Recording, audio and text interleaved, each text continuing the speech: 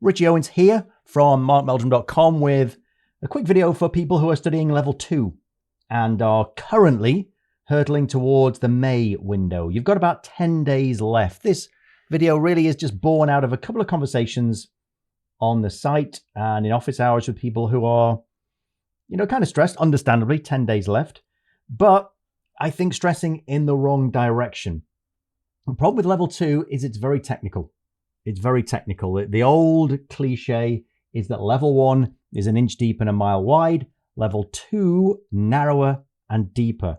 For that reason, you can go down a rabbit hole and completely destroy your last 10 days trying to pick something up that you're just not going to get. So let's imagine you've been studying, 6, 7, 8, 9 months, hopefully. And this is where it's gone in terms of the amount or the coverage of each topic that you think you have down, that you think you're good at. Maybe it looks, and this is completely random, but maybe it looks something like this. You're completely happy. You think you're pretty good with 60% of the quant, 70% of the econ, 90% of the ethics, and so on. What you're not going to do in these last 10 days is get all of those to 100. Let's get that out the window. If that's where you are now with 10 days left, then you're not getting to 100% in all of them. If you're at 99 in all of them, then maybe you can, but it's highly unlikely you'd be spending your time watching this video if that was the case. So put that out of your mind. There's going to be an element of each topic that you just don't get comfortable with. And again, I've just made a random guess as to what that is. But you're going to have to write something off in order to make the best use of the last 10 days that you have. What you want to do is start focusing on these gaps, the gaps you think are manageable. So I keep looking at FSA maybe, and I know in FSA, this gap here represents the temporal method when I'm calculating ratios, something like that. In equity, it's the residual income model when they keep giving me all those different methods to try and calculate the terminal value, and I'm using my persistence factor. I was desperately trying to search for the word persistence there. And so on. Again, I'm completely making this up. But there might be areas in each of those that you think, yeah, sometimes I get those right, sometimes I get those wrong. That's what I call working at the margins. There are areas that you are comfortable with, which obviously you just have to let go. As tempting as it is to rework questions on areas you're comfortable with, to say, yeah, I've just got to make sure I get all of these right. Don't. The return on investment there is low. If you were getting it right anyway, you're probably going to get it right without doing an extra 5 questions on it. These, where you just think, I got no chance. It's just, it doesn't even register with me. Your ROI is low. I would never recommend when you start studying for level 2 that you write off any area, that anything is too difficult in level 2. It isn't if you use the videos and you have the time. What I'm talking about now is in the 10 days we have left. This is a risk assessment. We only have 10 days. We can't cover everything. You have to have a tail risk in there and say, okay, there's some areas that if they come up, I'm not going to get them. But spending some of my precious hours that are left, 10 days, what have we got left in 10 days? I don't know. But the ROI on spending time on those areas that I haven't sussed out in the last 8 months is not a good ROI. You want to be here in the margins, areas that you get right sometimes and mess up other times and think are achievable. How many areas? Well, let's be realistic. How many areas here have you got time to hit? Let's just mock it up. 10 days left till the exam. Day 1. One of these days, I don't know if it's today when it's going to be, but you're going to do a mock. It's going to take you 5 hours to do the mock. That's probably going to be most of that day's study time. And after you've done the mock, you're going to mark it up for an hour. What do I mean by that? You go through every question. Which questions did you get right for the right reason?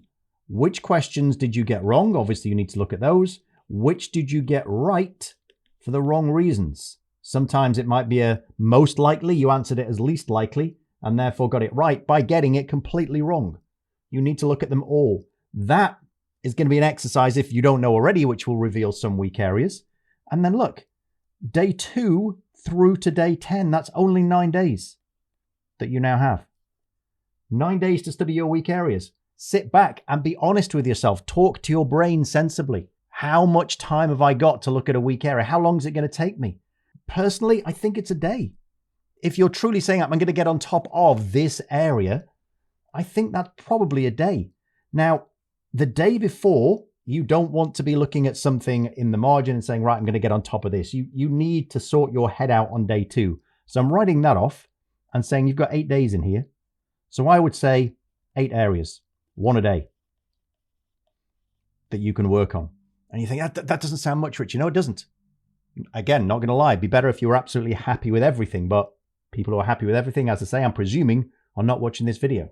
Unless they just finished studying and finished Netflix and HBO and are just looking for something else to do. But that seems unlikely. So 8 areas, I think, is pretty realistic.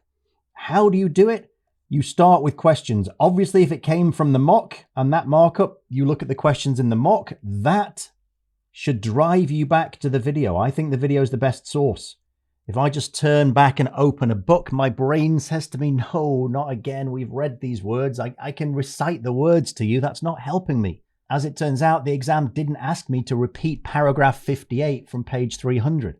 What they want me to do is use these words. So I would go to the video where we're walking through, follow along with the walkthroughs, look at the illustrations, try and understand what's going on behind these calculations or these interpretations.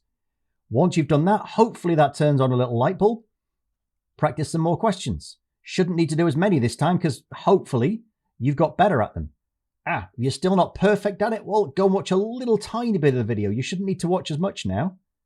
And then maybe just, okay, let me just find a couple of questions. All right, maybe just 1-2 seconds of the video. It's an iterative process. When you start off, there might be a big chunk of, let's say, the temporal method you don't get. You watch the videos, I'm better at it. Couple of questions. Okay, I just didn't quite get the hyperinflation. All right, let's watch a tiny video on that and so on. And you just narrow it down and narrow it down, what you don't know. And then at the end of that day, you give yourself a hard close. We can all get sucked down rabbit holes. We all spend too long on things. You can't do that in the exam. You can't do it whilst you're making the best use of these last 10 days. So you give yourself a hard close. And then before you close up for the day, so if I'm saying typically any typical day from day 2 here through day 9, you're looking at your week area, which is going to be, as we say, video questions, video questions, video questions, video questions. Then you give yourself a hard stop. And before you call it quits for the night, you just go through some of the dry material. There are some dry areas. Obviously, ethics tends to be one for people who don't get overly excited by it. So go to the ethics, have a look at those applications of the standards readings, those big case studies in that final reading. They keep your brain engaged. They're entertaining. Not reading the standards, that is tedious. Or maybe you go back to asset-backed securities and just look at the types of securities that are in a pool, and you start to try and tell yourself some stories about what looks granular, what doesn't look granular, to try and tie it into your brain and make it stick. And you just repeat this over those days. I wouldn't, if you've got 10 days left, I wouldn't want to be doing more than 1 mock. I'll be honest. If you haven't done any mocks yet, okay, you probably need to because you need the practice at the exam technique. But you are in danger with so little time left of not having enough time to make use of that mock. If you don't debrief a mock, doing it just eats 5 hours of your life away without you getting anything out of it. You've got to look at the mark. You've got to look at how you did, and you've got to go back to your weak areas. That last day, don't want to be patronizing and tell you how to behave on that last day. You've been to the CFA level 1 exam. You know what the deal is, so you should be prepped, but you do want to be in good shape for the day.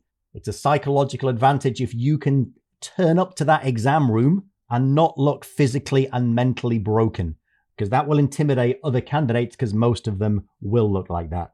So on that last day, you don't want to be scheduling anything. If you feel great, and there's a couple of little things you can just, I'm going to polish these up. I'm not too stressed about them. Great. But certainly no mocks on those days. Certainly not trying to suddenly learn something that you've never grasped. That's just going to stress you out. So in summary, with 10 days to go, you need to do a mock. If you have got time off, if you're off for every single one of those 10 days, then great. Maybe you can squeeze 2 in. But be realistic. Think about those areas that are in the margin. Those that are going to give you a good ROI. And potentially just boost those 4, 5, 6, 7 marks you need to get you through the level 2 exam.